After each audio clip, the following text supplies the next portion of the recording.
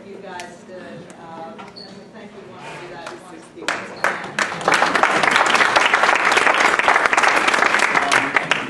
You know, I go a lot of places and people say, oh, you're the leader of schools. Actually, no, I'm not.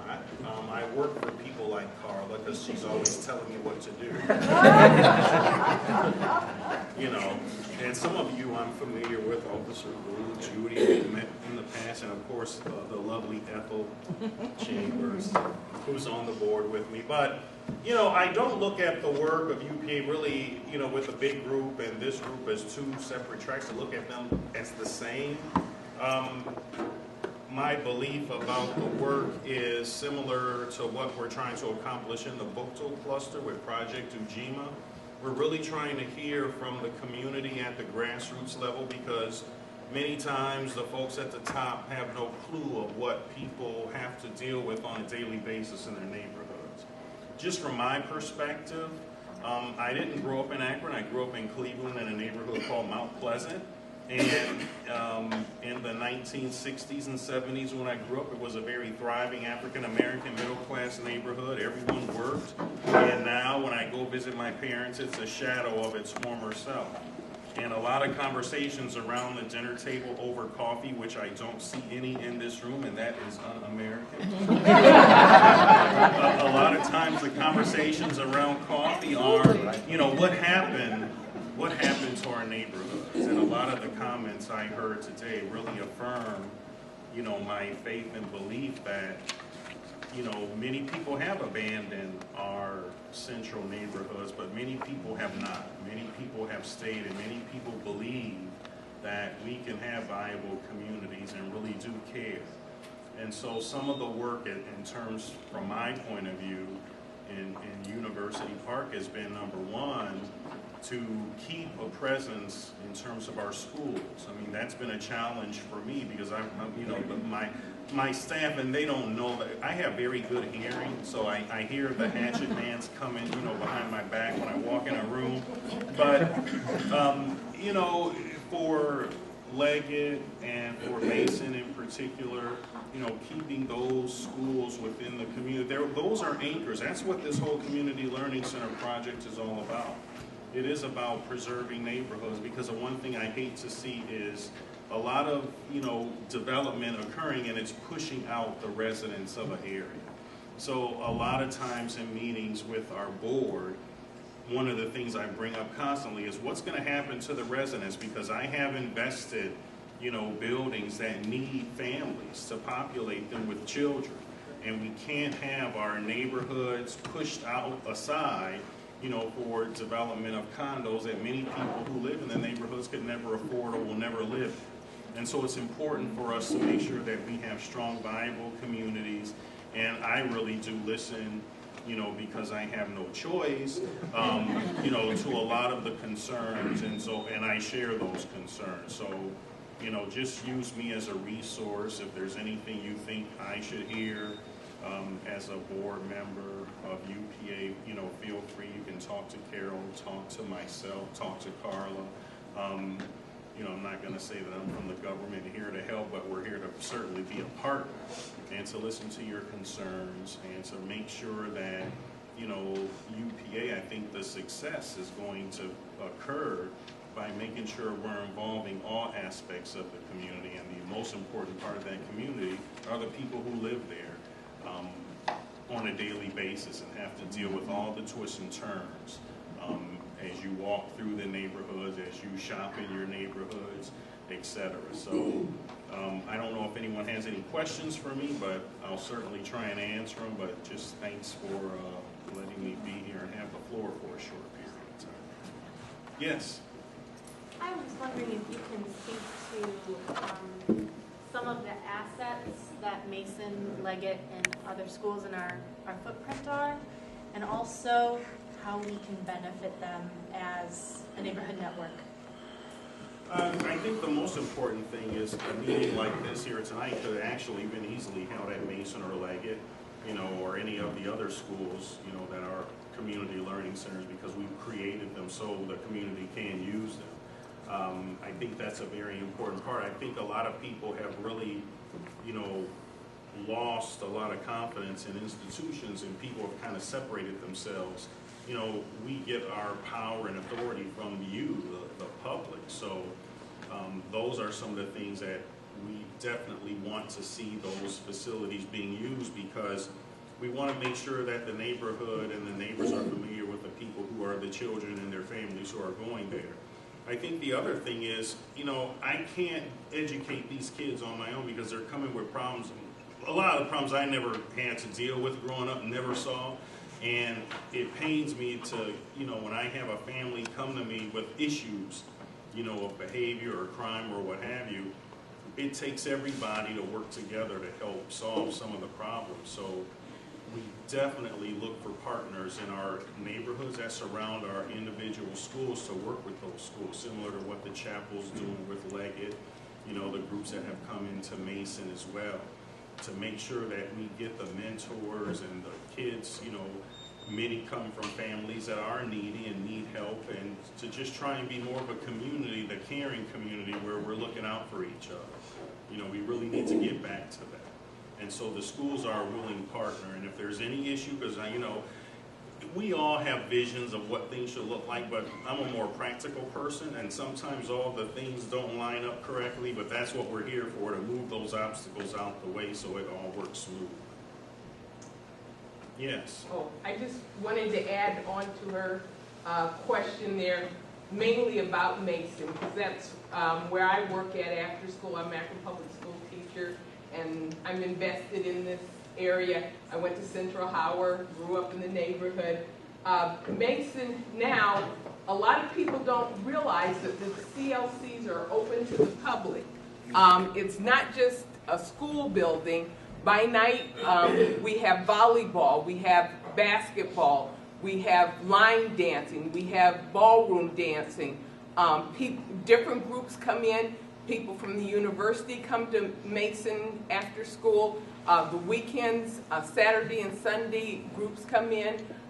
You know, our gardening group, and just the building is constantly being used, and it's important that people in the community keep using the building. So just call up and reserve a room, or make sure that you keep involved. And I'm sure with Leggett it's the same way, that other groups come in at night also.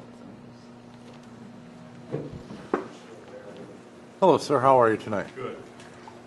Do you have any upcoming news on anything that's coming up with UPA in 2013, and how are things on APS? A couple of things. At Monday's board meeting, I'll probably introduce an agreement with Stark State University to offer dual enrollment to all of our high school students, so they can get college credit while they're still in high school with our teachers, and that credit will transfer to any other state institution. So I'm focusing on English and math and in our career ed area. Also, trying to work with the university so we can get this Innovation Generation Scholarship Program done. You know, the whole thing is we have to raise the bar in terms of education in our community. Everyone doesn't have to go to college to be a physicist, or engineer, a nurse, or a doctor, but we need welders, pipe fitters, electricians, culinary artists, visual artists, painters, you know, everything. And we offer that beginning in Akron Public Schools, believe it or not, with over 30 career programs. My whole thing has always been, I'm tired of hearing excuses on why I can't be successful because of this. I can't, you know, it's that whole, as Pastor Krause says, it's that whole appreciative inquiry piece. You know, don't look at it from a deficit point of view. So I try to remove the barriers. So what I want to look, when a kid comes to me and says, well, I can't make it, I'm going to say, well, I have this. There's no excuse for you not to be successful. There are so many young minds. It's almost like the ground beneath our feet when you go in a neighborhood and see all the vacant homes, the dilapidated homes. But you know what? Once you tear away the ugliness, you know, it goes back to its natural beauty. And I think the same way about our kids. We've kind of written many of them off, to be honest with you, but the cure for cancer could be in one of those minds that we've written off, and that's what I don't want to see. So I want to make sure that all of our families and our kids, because my kids go to Akron public schools, and hey, I have problems with my own kids. I want to kick them in the keister sometimes. But, you know, the issue is that we all want the best for our kids, but some of our families need support so they can be more effective as parents, because we're all not, you know, equally able to care for our kids because of, you know, whatever situation we find ourselves in. So it is about trying to remove some of the barriers to student success so that our students can be successful no matter what zip code they live in. It's not fair. And so that's some of the things that we've been really trying to do. Even with the levy passage, it's still going to be difficult financially for the district. I am going to have to still cut some costs because I don't want to be back on the ballot. That was a very, you know, I think the rain may have helped some hairs stay, but it's very difficult to go out and, you know, people start running for the exits when they see myself or Carla, and it is a relief, but we really have a lot more work to do. So it's not like, oh, the levy passed and we're resting. It's like, the night wasn't even over. I'm telling Carla she has more work to do and I have a few extra jobs. She just rolls her eyes and starts running. We have a lot more work to do, making sure that we're, you know, fiscally responsible, balancing our budget. There are some things that we just shouldn't be doing anymore. We have to look more to, you know, I'm a more traditional person, you know, in terms of schooling, but even I admit that the kids and the way they look at the world is very different from me, and we have to make sure that we're priming our educational system so it's pointed towards the future and not to that one-room schoolhouse in the past that we all came up through the factory model schools. It doesn't work. The results show it doesn't work. We have to offer more flexibility to our kids and give them more opportunities to be able to collaborate, because that's what is going to happen when they get in the real work world. So those are some things that we have to do, and it takes a culture change. Yes?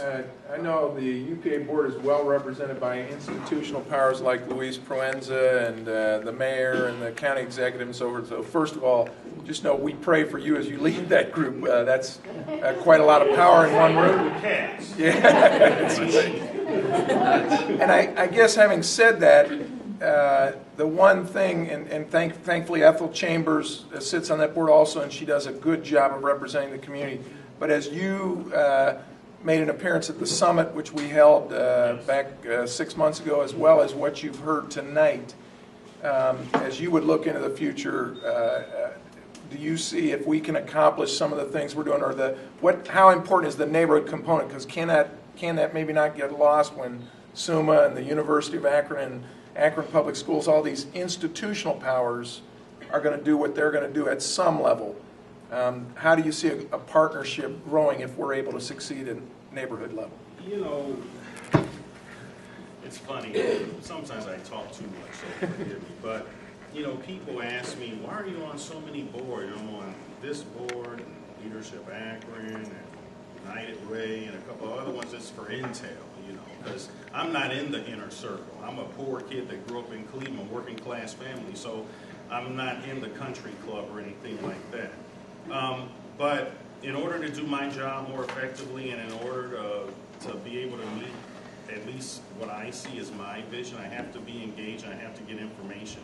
And I also have to bring that perspective, and I don't wear it on my sleeve or anything, but you hear someone telling you when you're going to sleep at night what's right and what's wrong and what direction you should go. So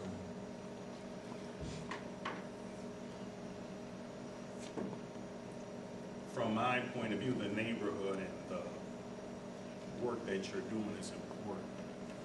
So you don't have to worry that it's not brought up, because it is. Thank you.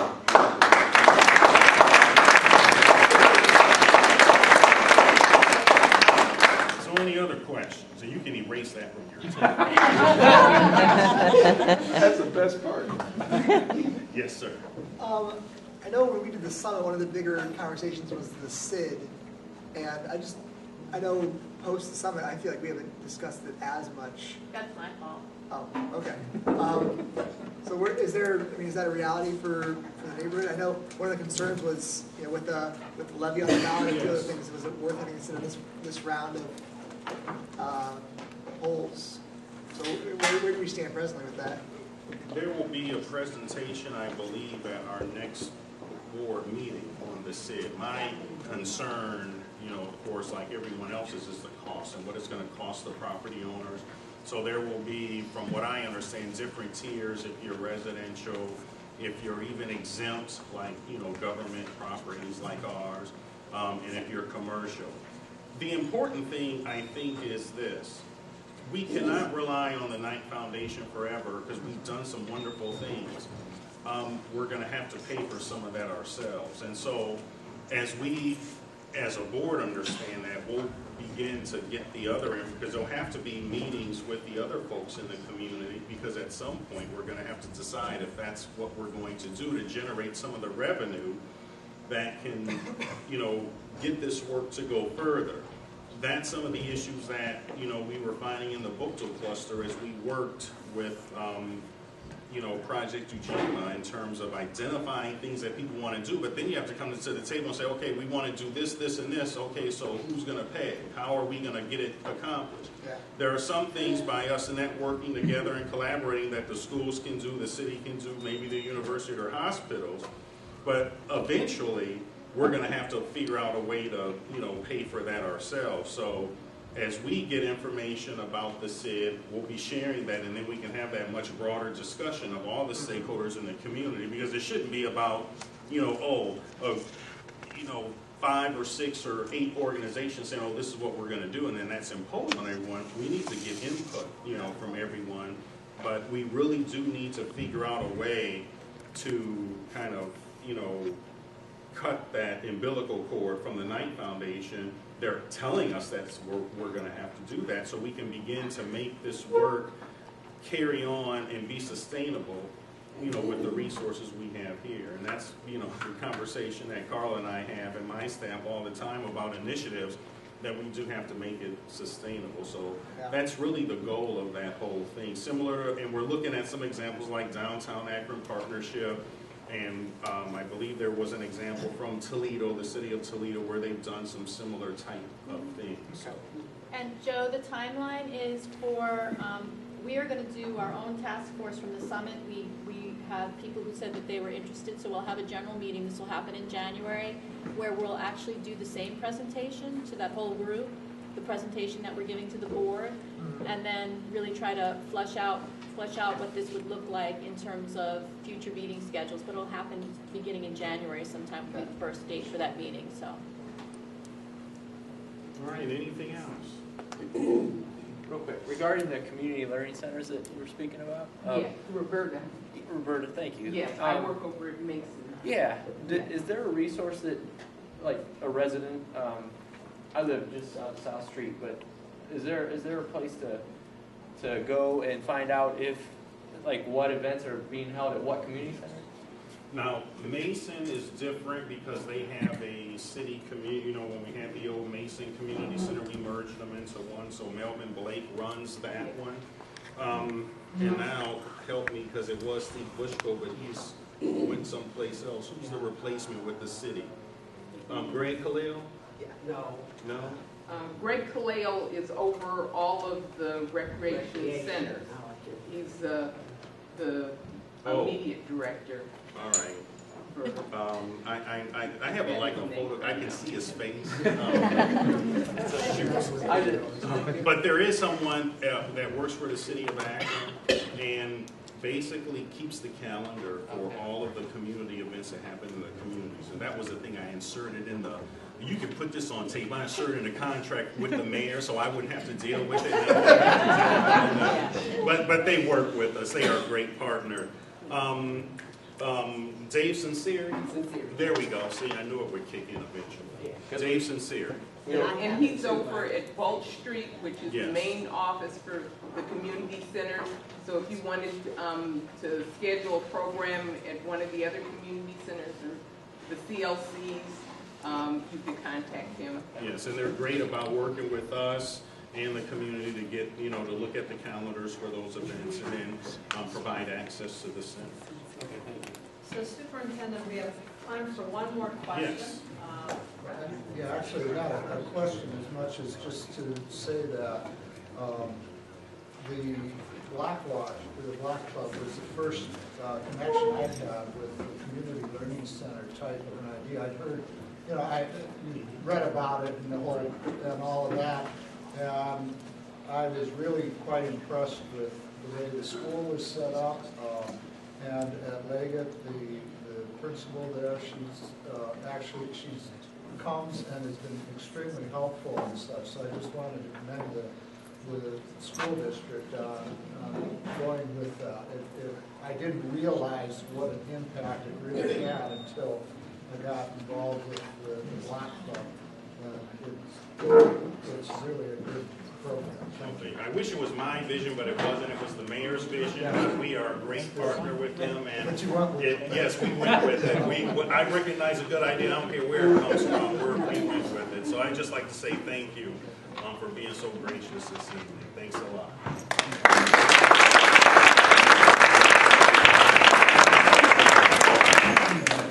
Thanks so much, Superintendent, for spending the evening with us, too.